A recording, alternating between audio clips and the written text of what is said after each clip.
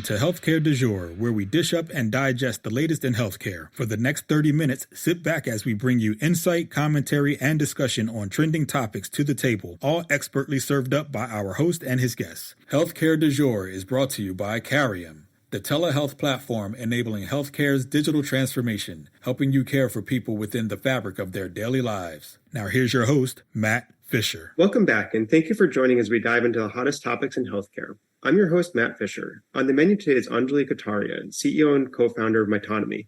Anjali, welcome to the show. Hey, thanks, Matt. Great to be here. So what I always like to do before getting into the main part of my conversation is give my guests a chance to provide more of an introduction in terms of who they are and what they do. So Anjali, the floor is yours. Great. Well, I'm the CEO of Mytonomy. I lead Mytonomy, a digital health company. We are enabling patients to understand what they need to do to care for themselves better than ever before with modern technology. Our cloud for healthcare solution is award-winning, and we're in the race now. We're replacing a lot of incumbent technologies and helping hospitals and providers and payers modernize and bring the 21st century state-of-the-art into the hospital workflow and help patients understand how to prepare for their procedure and how to discharge and go home and recover so they can lead a healthier, happier life. That sounds great. And it's certainly definitely tapping into a lot of where technology and the promise of technology is going. But before another kind of background question, before we get into the main part of our conversation, I'm always interested to know what first got you into healthcare. Yeah. Well, I was thinking about this the other day that my very first experience in healthcare was as an actress. I was an elementary school actress for a pediatric training for residents and fellows. My parents were both physicians. My mother was a pediatrician. My father was a lung specialist, a pulmonary critical care doc. And it's very common in medical centers to do role plays. And so my very first experience was as an actress. And I had to learn all the symptoms of someone who had a certain condition. And then the medical students had to figure out what was wrong with me. So that was a lot of fun. And I did that several times with varying degrees of severity of illness, some that required me to limp around and it was a lot of fun. And then fast forward, obviously I had my children and went into the hospital there. So had some experiences with delivery and the mom baby units. And then fast forward, as we have aging parents, both of my parents had unexpected serious medical conditions that popped up out of almost nowhere, and they were very different. And so going through those experiences with them most recently kind of led me to say, hey, I'm an entrepreneur. I'm a serial entrepreneur. This is my third company. And I also had a chance to serve in the Obama administration as one of our first entrepreneurs in residence, EIRs. And then when I came in, there were 6 of us. And then by the time I left, we had over 100. So I think we did something right. And that led to digital services, and that led to PIF, and just a lot of things that kind of germinated out of that early EIR program. So I've had a lot of experience with starting programs and companies, and based on my own personal experiences and realizing how difficult it is to really understand what to do to care for yourself, I wanted to try to make a difference. And so that's where Mytonomy has come into play in healthcare, is in trying to help patients using content streaming to educate themselves, to train patients on how to care for themselves. With that background and, as you said, starting programs and starting companies, can you dive into what some of your experiences have been and, some of the challenges that you've seen as being that entrepreneur in the founder role? Well, there's always challenges, at every stage. So being an entrepreneur, I think, is, AKA, it's like problem solving. You're like chief problem solver. So you're constantly trying to figure out, how do you advance? How do you get to the next step? And there's always a problem or a little mountain in front of you, and you got to figure out what's the best way to get over, around, through. And, I think at every stage, it's a little different. We're a Series B stage company. We're private equity backed. We were venture backed early on. So we've gone through a lot of stages, and we've overcome a lot of challenges, and we figured out how to create a business that's scalable and a business that can actually go head to head with longstanding incumbents and disrupt. So we're not a business that's like trying to replace it. We're not a business that's trying to create a new market. We're a business that this particular company of mine is really about making what already exists better and going in and disrupting the status quo. That's a very different business than a business that's a market maker trying to create a brand new industry, right? Which I've done as well in one of my past companies. So I would say like some of our biggest challenges right now are hiring the right people and staffing up, because the company's gone through so much growth that some of our early, folks are wonderful and we're finding new roles for them, but the need is different, right? So the skill set is different at the stage we're at than we were even a year and a half ago, because 6 months in a startup is like 5 years in a big company, right? So, yeah. Yeah, and kind of it seems like as you're implying that it's, as your company grows and goes through the different stages of its life cycle, not only is the company itself evolving and growing, but the people in the company to do the same thing, because I think you're just saying people who are in one role at the beginning, that role is not going to need to serve the same purpose on day one as it does on day 500, just because the company itself has changed. Yeah, and it depends. Like, I think, like, we have a studio. We are actually one of the largest, if not the largest, producer of original broadcast quality short 1 to 3 minute in length original video content that's evidence-based and clinical, peer-reviewed. We have over 3,000 3,000 episodes, 300 hours of programming time. So I would say our studio, we already hired in people from big networks, really top networks, Discovery, Nat Geo, Universal, Netflix. People have produced shows for Prime and Netflix and Hulu and so Disney. So like we really have a very strong and capable and forward going team on the studio side. And if you go through every area of the company, there are folks that are able to grow and meet the needs today that the company has, even if they came in early. So that's really an interesting question, is like, what makes someone, how does someone have longevity in a startup? And, I think one of the ways that we've been able to promote people through is when they're willing to be trained and they're willing to grow and they're curious. I think that's probably the core quality, is like looking for people who are super curious and willing to just do it, just take it on. Because in an earlier stage company, there's a lot of rolling up your sleeves, not a lot of talking, a lot of doing. And so I think that's something that I've really valued in the people that we've had here at Mytonomy. And I think that's a great point. It's, as you said, when you're in a startup, it's everyone's pitching in no matter what their role might originally have been defined as, because, to some degree it's out of necessity, because there's not enough people to be able to do every single job and specialize. But then You're saying as the company continues to grow, then you do create kind of more clear lanes for roles, and you're not kind of bleeding across everything anymore.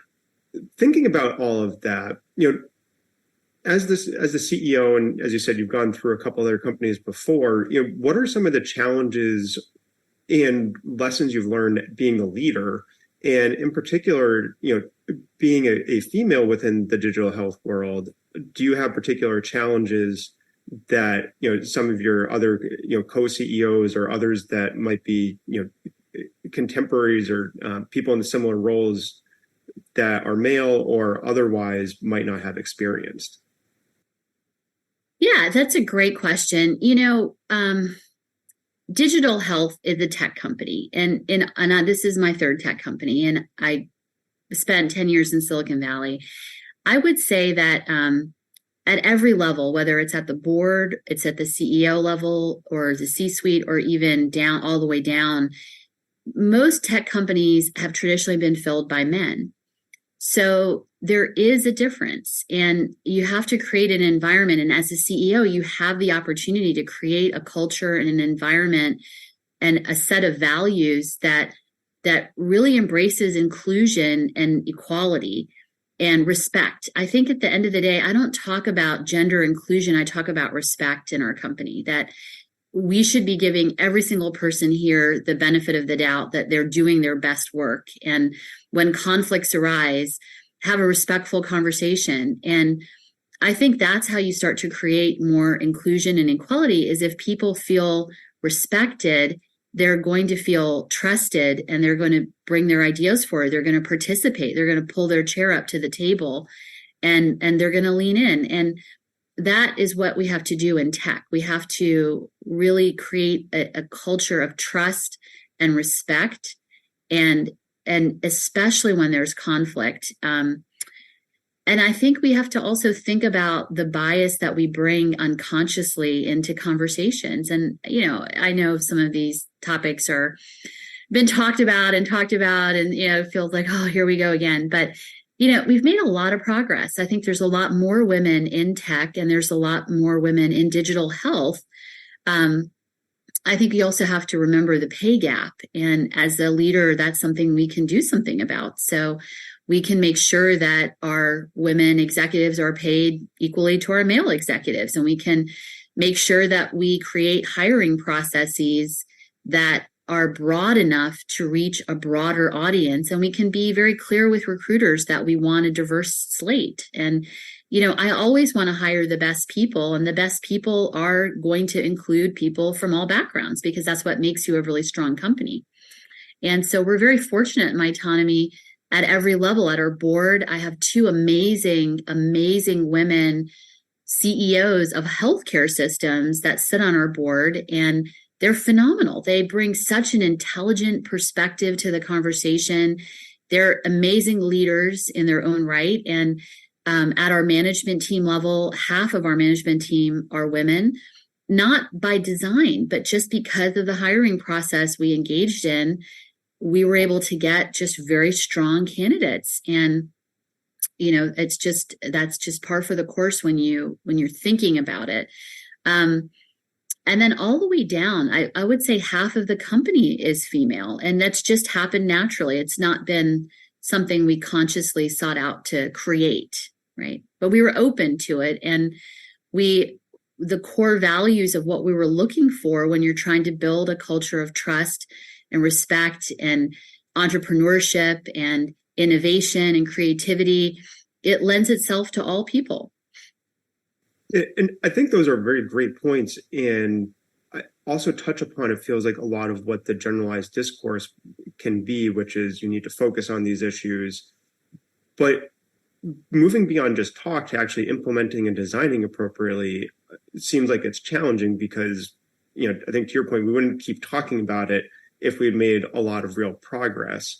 So are you able to share maybe some examples or insight into, how you've approached that design and implementation to actually achieve, broad and diverse and inclusive representation, as you said, across your company, and it sounds like in your hiring process design and just in the culture generally?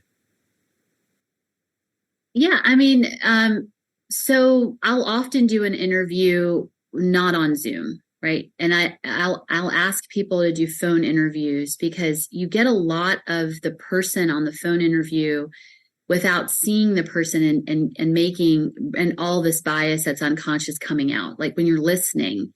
And I think that also forces you to listen a little bit better to what they're saying versus looking at someone and all kinds of things are going through your head, right?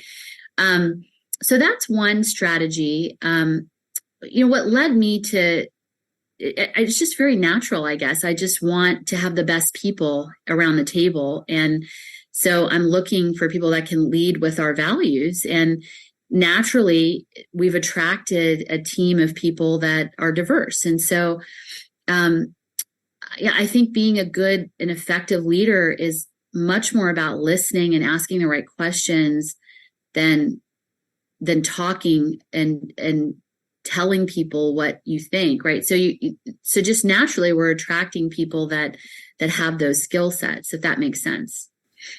Yeah, no, it definitely does. And for those of you just joining, I'm talking with Anjali Kataria from Mytonomy, and we're talking about um, leadership and diversity within digital health. And Anjali, kind of building off of that the recent piece of the conversation. It's you're talking a lot about creating a culture of inclusion and trust and respect. So from your perspective, can you help define what that actually means? Because again, I feel like a lot of those words are thrown around a lot, but very much at a high level without diving into what it actually means and then how you actually implement and put actual practice behind it.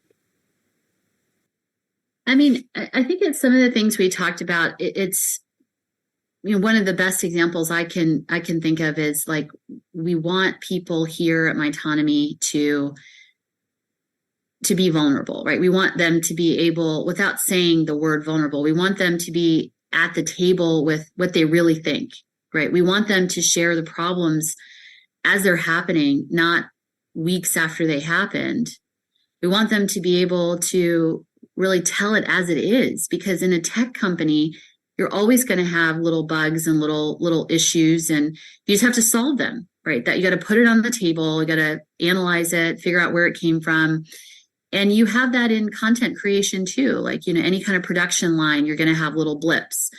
If people don't feel that they can tell it as it is, be very transparent, you can't solve those problems fast enough. And then they accumulate and they snowball and they cause you big problems, right? So having a culture of inclusivity means you have to treat people with respect and trust so that they can be themselves and that they can bring their problems as they see them to you or to their manager, and that they can then get solved, because that's what really sinks a company, is when they don't realize that they're terrible at deployment because they don't solve the problems fast enough for the client, right? That's just an example.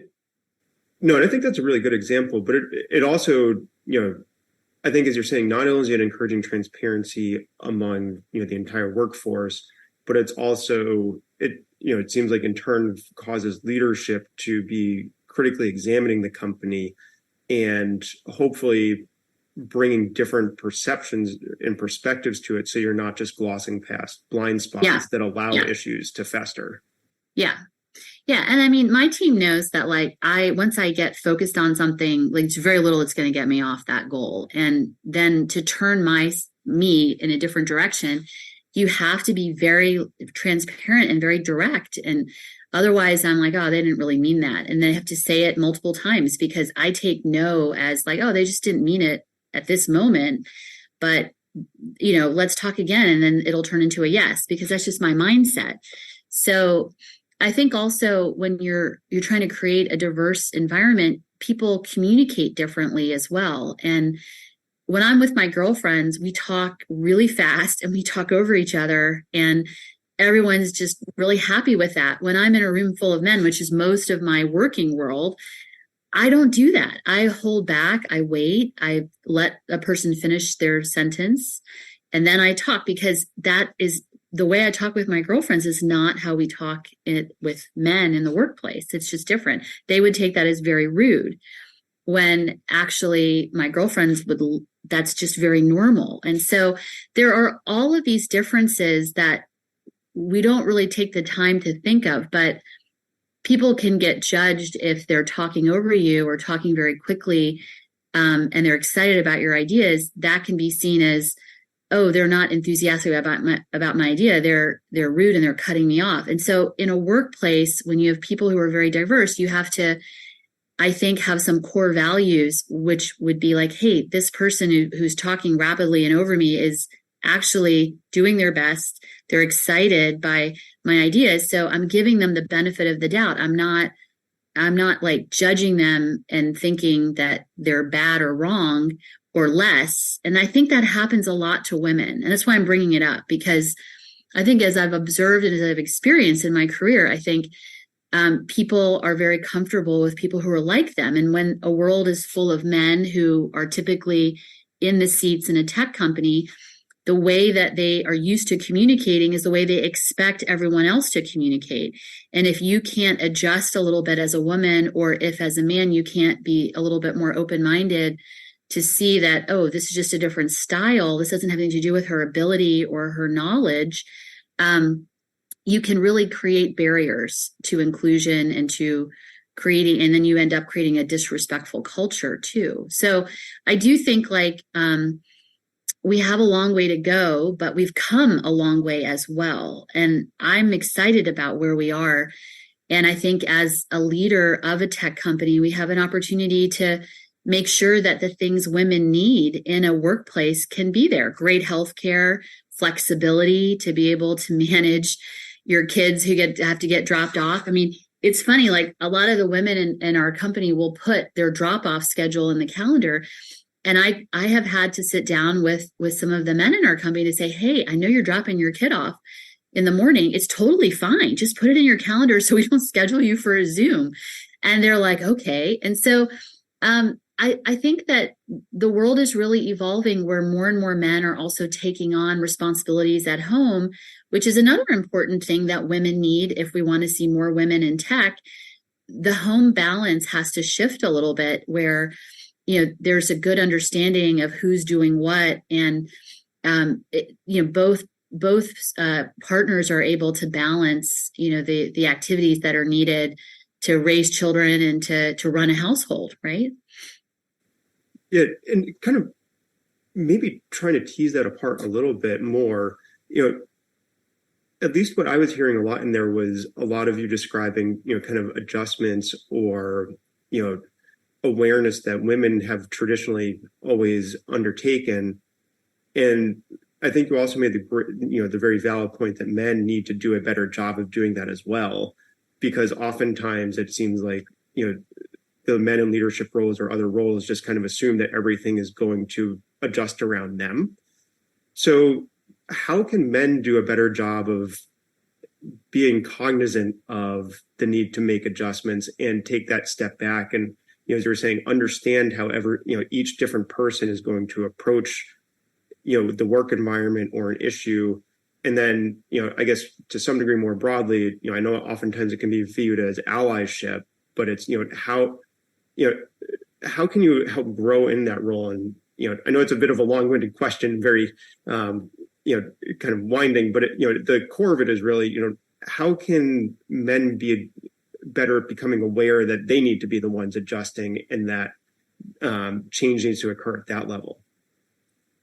Yeah, I mean, I really do think it's both parties changing. My husband and I, for example, we changed our roles very, very gradually.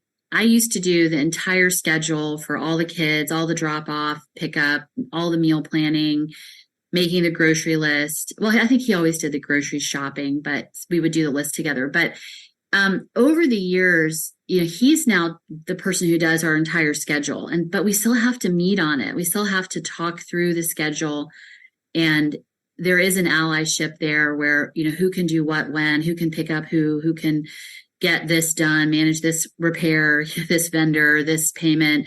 There's always that back and forth, but without that, it's impossible for a woman to do all of the home care and the child rearing and really succeed in their career. I just think you have to have that support. And look, that balance is going to be different for every single woman. And for me, I think happy mom is happy family.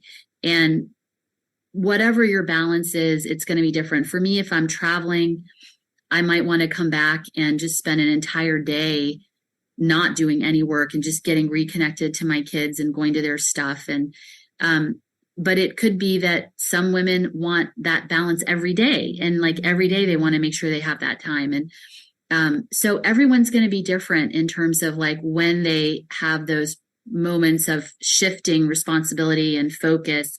We had to take our daughter to college, and I spent a week shopping with her, like during the working hours. And so, you know, I spent 2 hours and we'd get lunch, or, you know, we'd go in the evening. And it just is one of those things where the more flexibility a workplace can provide, to allow for whatever that balance is for that family, I think the more successful we are in bringing more women into leadership roles and more women into tech. We have an unlimited PTO policy as of now. Maybe we'll change that in the future. Who knows? But we used to have 2 weeks and then 4 weeks. Based on your tenure, you got a certain amount of PTO, and we took that and changed it and said, you know what? Let's just encourage people to take time whenever they need it, because we have aging parents. Some people need to go manage their parents, and they might have to stay with them for some time and help them for a week. And they can work remotely, but sometimes they just need to take some time off. And sometimes they need to take some time off to do childcare or to take care of themselves. They might have healthcare appointments. And so we really encourage people to use that when they most need it. And I think that's an important part of why we have been very successful in hiring and retaining very, very talented women is having that kind of flexibility. And that allows the female employee to be able to also have the right balance in their own home, whatever that balance with their partner is going to be. Yeah, no, I think raising that point of balance is a really good one. And kind of also, it feels like implicit in your description that PTO policy is when you give the respect and trust to the members of your organization, they're going to return that in kind. It's not necessarily, you might have an outlier case where someone doesn't, follow, and kind of respect that autonomy that they're being given. But on the whole, people are going to be conscientious of what they're doing. And as you said, you might actually find that productivity increases or the quality increases because you're allowing each person to individualize their approach, which, as you said, works best for them. Yeah. I mean, and look, there's some guideposts with that, right? So we make everybody still submit when they want to take that PTO, because if we're a smaller company, we're about 60 people right now, including our India team. And if we were to have everybody take PTO on the same day, then no one's here. So we're not big enough that you can just take it whenever you want. You have to apply for it, but your manager typically approves it unless we have multiple people in that division out, and then we'll have a conversation. And that rarely happens. Yeah, no, I think that's a great and kind of inspiring and optimistic point to unfortunately have to finish on, because as I said, believe it or not, we are already out of time. I want to thank my guest, Anjali Kataria, for a great conversation today. Thanks so much, Matt. It was great to be here. Yeah, and thank you to everyone listening. Keep the dialogue going and connect with me at #HCDEJURE. I'm Matt Fisher. Until next time.